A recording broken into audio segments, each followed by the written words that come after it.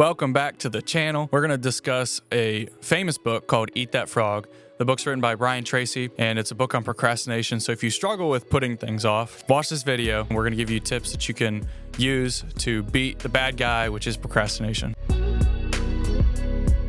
This book review is part number 1 because I enjoyed the book so much that I decided that we're going to break this down into 2 different videos. We're going to go over the first 11 chapters in the video today, and then we'll do the other chapters in a later video. I believe it's 12 through 21. But the first chapter is set the table, and the idea is to decide exactly what you want. In a previous video, I talked about Brian Tracy's 7 steps to get things in life, which is decide what you want, write it down, set a deadline, make a list, organize your list into a plan, take action immediately, and do something every day. I've talked about that in another video, and you got to keep in mind when it comes to getting whatever you want in life, you won't be happy in life unless you fulfill the purpose that God's created you to fulfill. So keep that in mind. But in work, if you use those steps, you can achieve things in work that are really awesome that you wouldn't be able to achieve otherwise. And also, you got to keep in mind that clarity is really, really important. Okay? So set the table.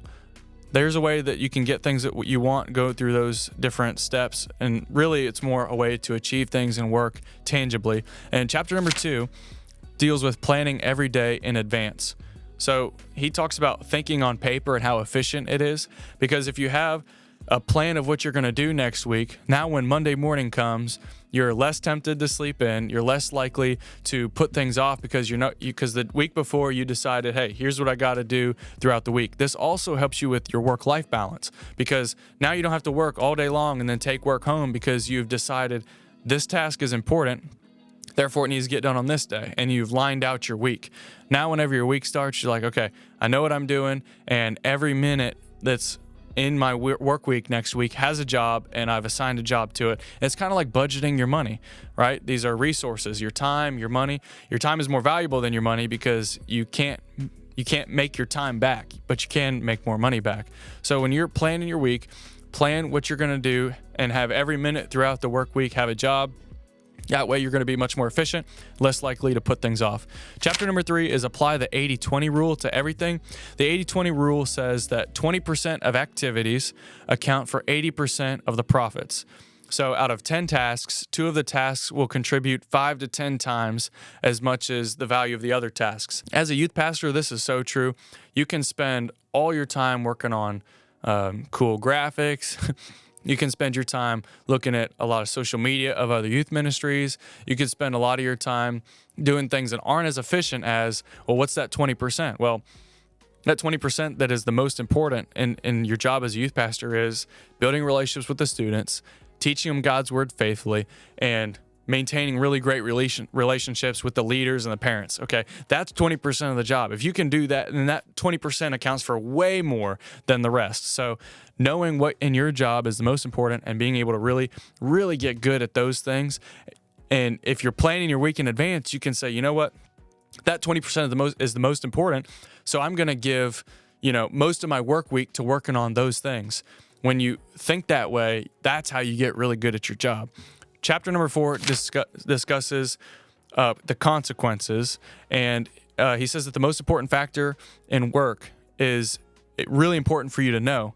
One of the ways that you can know that most important factor is by long-term thinking.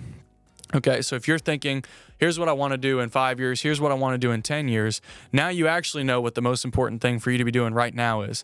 If long-term you want to be higher up in your company, well, in the short term, you really need to make sure that you have good relationship with the people around you. You got to be good with people, right?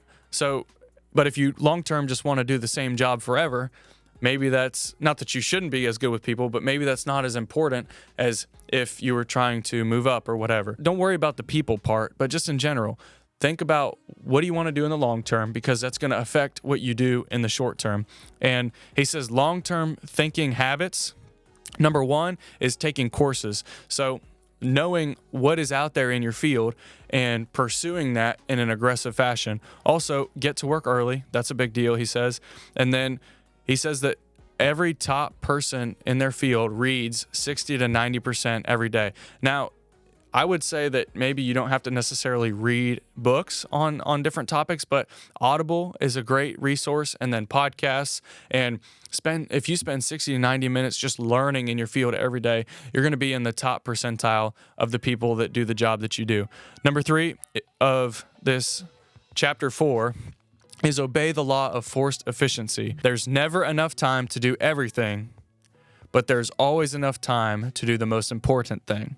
And when you rethink about the tasks that you have throughout the week and you focus on the most important tasks, that is obeying the law of forced efficiency. He says also assume that things are going to take 20% more time than you originally anticipated. And that gets me all the time, because I always think, okay, I think that'll take an hour. Then I get to that task, I'm like, oh, that takes way longer than an hour. An example of that for me was I used to think that going to lunch with somebody takes an hour.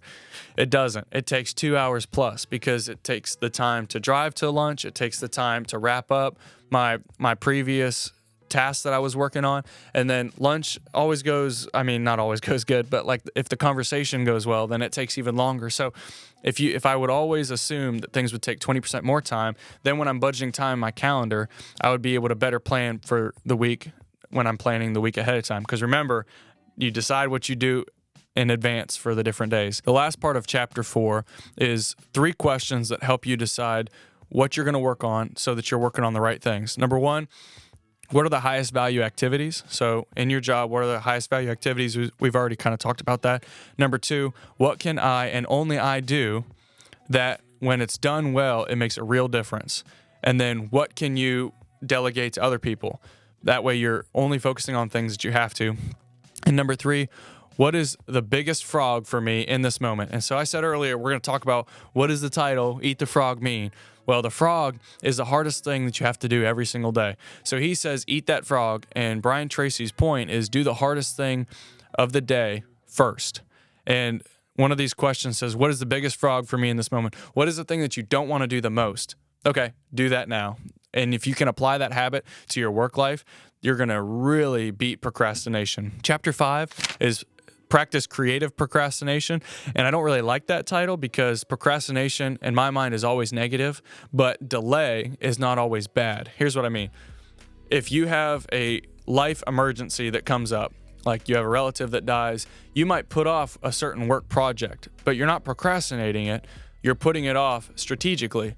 Another example would be if you have like a really big work project that you have to do, and you don't have a key piece of information that changes the whole trajectory of the project, you shouldn't start it ahead of time because you're going to have to potentially redo work, right? So that strategic delay is helpful. Well, this is what he's talking about. He's not talking about really negative procrastination. He's talking about strategic delay.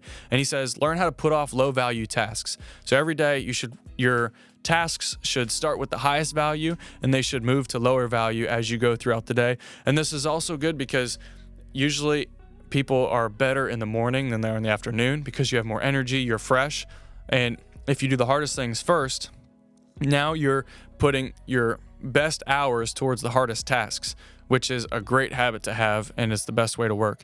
Chapter 6 is use the ABCDE method, and this is a way of labeling your tasks throughout the week. And if you label an A item, that's something that you must do. A B item is something that you should do. A C item is something that would be nice to do. A D item is something you can delegate, and an E item is something you can eliminate. So if you sit down on Friday and you look at the next week, okay, what are the things that I have to do? Okay, I have to preach a sermon. Okay, that's an A item. What's a B item? What should I do? Okay, I should work on the next week's work opportunities. That's a B item. What is a thing that would be nice to do? It'd be nice to look at the event that's 3 months down the road, right? So labeling all these events, all these different items is really going to help you with the different areas. And then what can you delegate and what can you eliminate, which are huge factors to avoiding procrastination because you're not working on lower value tasks as much. You're eliminating them as much as you can and working on the most important things. Chapter 7 is focus on the key result areas. And the way that you do that is identify those areas that absolutely, positively have to get done for your job to be done well. And work on those areas all day long. Brian Tracy says, and he's big into sales, so he's going to talk a lot about prospecting. And he says, if you want to double your income, double your prospecting, right? Because that's a key result area. That's not prospecting is not the same of level of importance for every area of every job, and some jobs don't even do that, but you get the idea. Chapter 8 is apply the law of 3. Concentrate on the 3 most important goals all day long. Chapter 9 is prepare before you begin. So like making a meal, you get everything, all the ingredients out of the refrigerator and the pantry, and you put them all in front of you, and then you start making the meal.